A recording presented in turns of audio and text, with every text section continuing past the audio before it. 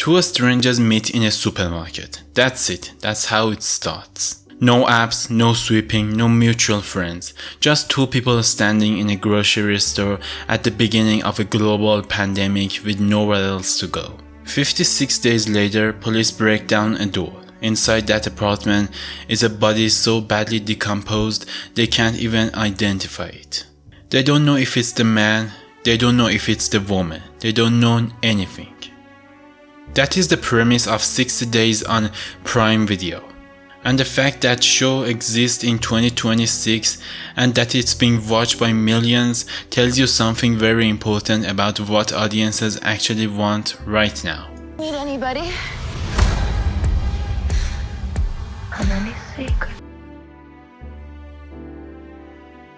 The erotic thriller is back, and the people who greenlight TV shows and movies know it, even if the critics are still acting like they are too sophisticated to admit it. For about 2 decades, the genre basically vanished from mainstream screens after the 90s gave us Basic Instincts, Fatal Attraction, Body Hit. Hollywood decided the genre was trashy, too provocative, too much. Studios quietly shelved it and replaced it with superhero movies and prestige dramas that were technically impressive but had zero hit. And audiences kept watching, they kept searching, they kept going back to those old films and asking, why don't they make things like this anymore? Now, streaming has changed the entire equation. Netflix, Prime, Apple, they are not chasing box office, they are chasing watch time. And nothing keeps people watching at midnight more than a show that mixes genuine danger with genuine desire. That's not a bug, that's a feature. Hey, you don't have to tell me if you don't want to. No, why wouldn't I tell you?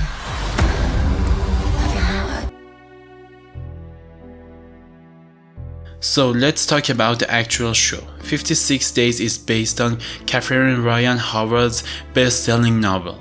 Executive produced by James Wan, the guy behind The Conjuring, Aquaman, Saw, and it stars Dove Cameron and Avan Jogia. Now before you roll your eyes at the casting, Dove Cameron surprises you here. She's genuinely magnetic in this role. She plays Kiara Weiss, a woman who meets Oliver Kennedy during COVID lockdown. They fall into each other fast, dangerously fast. Here is what makes the structure so smart. The show cuts between two timelines. Past, showing the intense relationship building day by day. Present, showing detectives played by Carla Souza and Dorian Missick piecing together what happened inside that apartment. The entire time you are watching, you are asking yourself, who is in that bathtub? Is Oliver the victim or the killer? Is Kiara hiding something? Because both timelines are giving you just enough to think you know, and just enough to make you doubt it. The lockdown setting is not just a backdrop, it's the entire point. When you can't leave, when no one can come check on you, when your whole world shrinks to one apartment and one person, intimacy stops being romantic and it starts being claustrophobic. The show understands that. Because whoever he is, he's not good for you.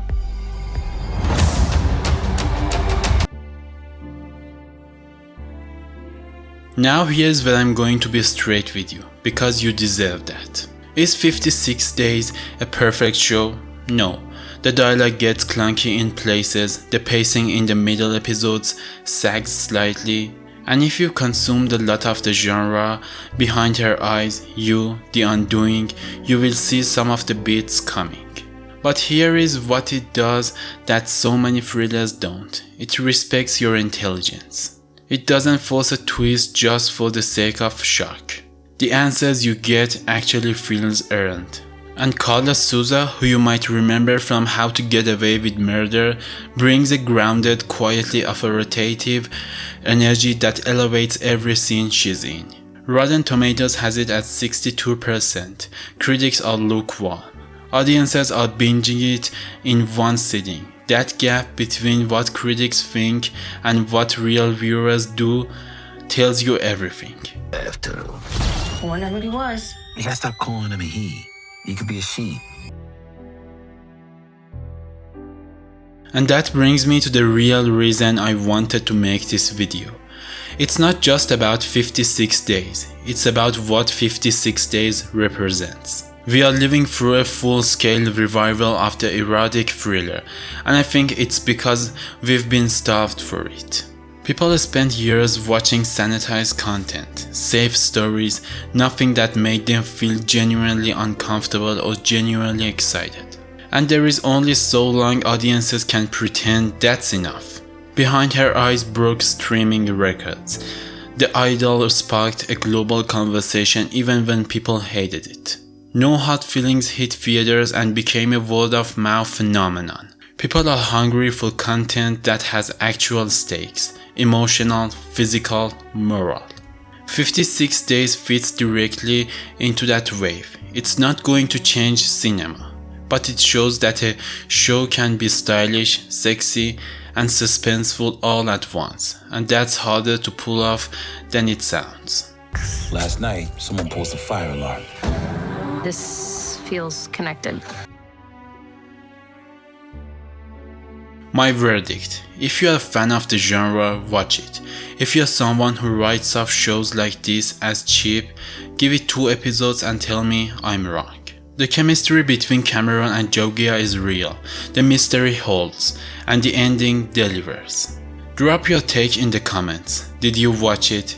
Did the ending hit or miss for you? Because I want to know what you actually thought, not what you think you're supposed to think. Subscribe if you're new. I cover the shows and films worth your time, and sometimes the ones that aren't. I'll see you in the next one.